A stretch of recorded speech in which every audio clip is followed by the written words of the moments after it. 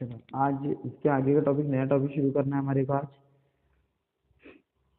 Allotropic form.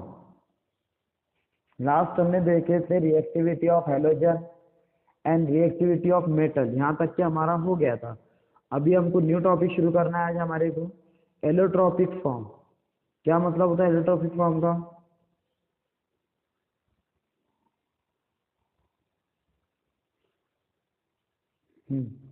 ये आ गया allotropic form का।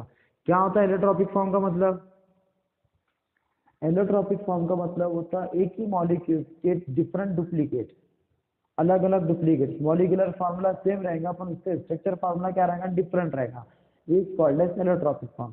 Element of the group 16 exhibit करते, देखो allotropic form. Oxygen has two allotropic form है, एक है O2 और दूसरा है O3। सल्फर क्या है? Exhibit the number of allotropic form, जैसे कि rhombic sulphur, monoclinic sulphur are the important allotropic of the sulphur के। बोथ आर नॉन मेटेलिक रहते हैं, दोनों भी क्या रहते हैं? नॉन मेटेलिक रहते हैं। उसके बाद में आता है सेलेनियम, जो रहता है 2 एलोट्रॉपिक फॉर्म रहता है, एक रहता है रेड वाला नॉन मेटेलिक और एक आता है ग्रे वाला जिसको मेटेलिक फॉर्म रहता है, जो मेटेलिक रहता है। उसके आगे और दिया हुआ है टूरेनियम जो रहते हैं, इसकी भी 2 एलोट्रॉपिक फॉर्म है, एक है क्रिस्टलिन और दूसरा है एमोरफस। क्रिस्टलिन और एमोरफस मैं आपको सॉलिड स्टेट पढ़ाते टाइम वो भी बता दूंगा। उसके बाद में आता है allotropic form of sulphur. Sulphur के एलोट्रॉपिक फॉर्म, सल्फर के देखो एग्जिबिट द न्यूमेरियसली एलोट्रॉपिक फॉर्म, जैसे कि रोम्बिक सल्फर जिसको बोला जाता है अल्फा सल्फर, उसी का दूसरा नाम है मोनोक्लिनिक, सॉरी अल्फा सल्फर। दूसरा आता है मोनोक्लिनिक सल्फर, उसका नाम है beta sulphur. Are the most important allotropic form of sulphur. ये क्या है? मोस्ट इंपॉर्टेंट एलोट्रॉपिक फॉर्म है सल्फर के।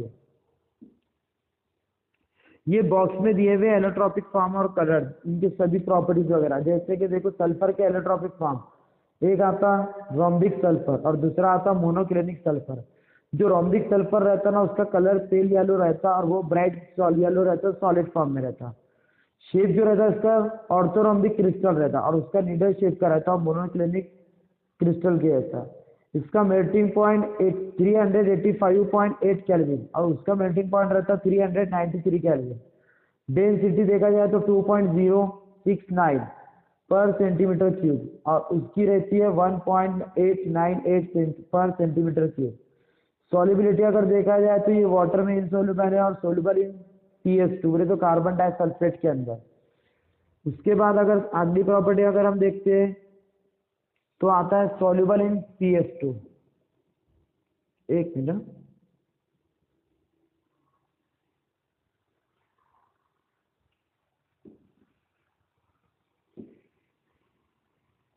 हाँ एक मिनट, इसके आगे का देख लेंगे।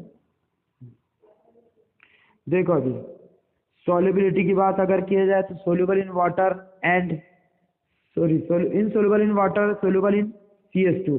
और ये जो रहता है अल्फा बीटा सल्फर, वो CH2 में सोल्यूबल है सिर्फ। स्टेबिलिटी अगर देखा जाए तो स्टेबिलिटी क्या रहती है उसकी 369 kelvin and transfer to beta sulphur above this temperature. उसको अगर ये टेम्परेचर अगर चेंज किया जाए तो हम उसको काय में कन्वर्ट कर सकते हैं?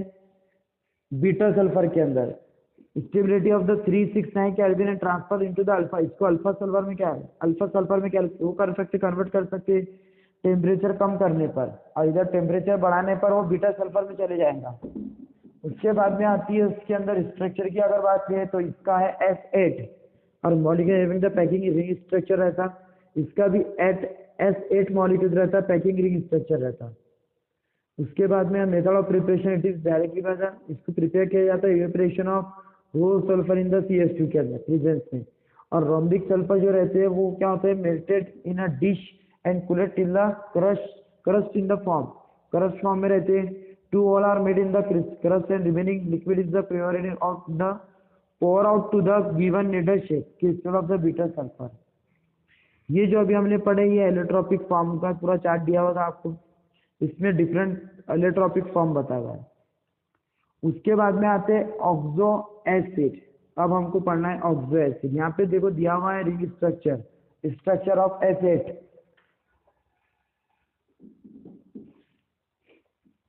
अब हमको जो नया टॉपिक पढ़ना है वो हमको देखना है oxo acid.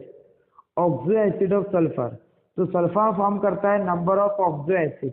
Some of them are unstable and cannot be isolated. They are known as exist the aqueous solution or in the form of their salt, और वो उनके their salt form में present रहते. Some important oxo acid of the sulfur and their structure are given below. कुछ important oxo acid दिए हुए हैं sulphur के और उनका स्ट्रक्चर भी दिया है. जैसे कि पहला आता है H2SO3,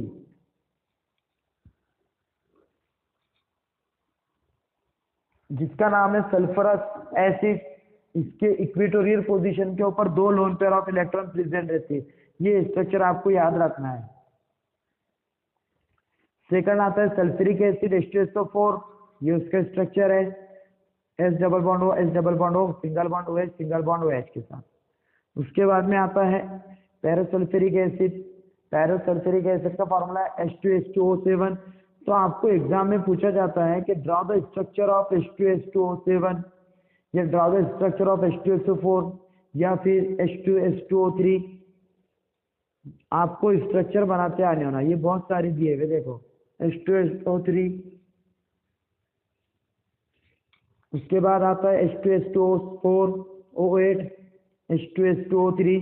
तो ये आपको डायरेक्टली आपको वैसे ही रन करना पड़ेगा.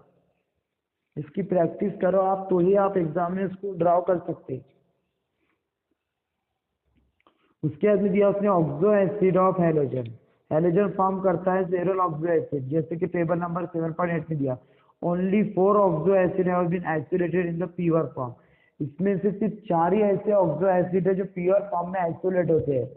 जैसे कि पहला आता है हाइपोफोरस एसिड HF, दूसरा आता है परक्लोरिक एसिड, बाद में आता है आयोडिक एसिड मेटप पर आयोडिक एसिड. इसके बाद में आता है other of the stable only in the acquired solution और in the form of their salt. वो एक्वायर्ड सॉल्यूशन में या फिर उनके सॉल्ट फॉर्म ऑफ सॉल्ट के फॉर्म में प्रेजेंट रहते हैं. उसके बाद में आता है the acidic strength of the halogen oxo acid की इंक्रीज होती है with increase the oxidation number या oxidation state of the halogen. For example दिया उसने acid of the strength increase of from the HOClO. Weak acid है क्योंकि इसकी जो वीक एसिडिक इक्विलिब्रियम कांस्टेंट की वैल्यू ये यहाँ पे दिया हुआ है. एसिड की इक्विलिब्रियम कांस्टेंट की वैल्यू दी हुई है 3.5 × 10⁻⁸, जो क्या रहती है ग्रेटर देन 1 रहती है. और ये क्या रहता है वेरी स्ट्रांग रहता है टू द स्फीयर. क्योंकि ये जो है पहले वाला जो बताया आपको ये बहुत ही 1 से भी स्मॉल है, इस वजह से वो वीक एसिड है. सेकंड जो आता है HClO4, ये आता है वेरी स्ट्रांग एसिड क्योंकि उसकी जो इक्विलिब्रियम कांस्टेंट की वैल्यू है एसिड की वो ग्रेटर देन 1 है. उसके बाद में आते हैं oxygen and compound of oxygen. तो ऑक्सीजन और कंपाउंड ऑफ ऑक्सीजन आपको डिलीट पोर्शन है जो आपको इस बार के एग्जाम में नहीं आएगा. आपका जो डिलीट पोर्शन है उसमें दिया हुआ है ये, और वो हम देखेंगे अब कल से लगे से. इसके आगे के डिलीट पोर्शन को छोड़ के जो भी आगे का पार्ट रहेगा वो हम देखेंगे अब नेक्स्ट इसमें कि क्या है. जैसे कि अब ये हो गया ऑक्सो एसिड वगैरह हो गया, ये छोड़ देने का है हमारे को. कंपाउंड ऑफ नाइट्रोजन भी छोड़ देने का है, ये है ही नहीं एग्जाम में. अब उसके आगे हम केमिकल प्रॉपर्टीज वगैरह भी नहीं आता है. Structure of compound of sulphur पढ़ना है डायरेक्ट हमको. ये देखेंगे हम नेक्स्ट लेक्चर में. अब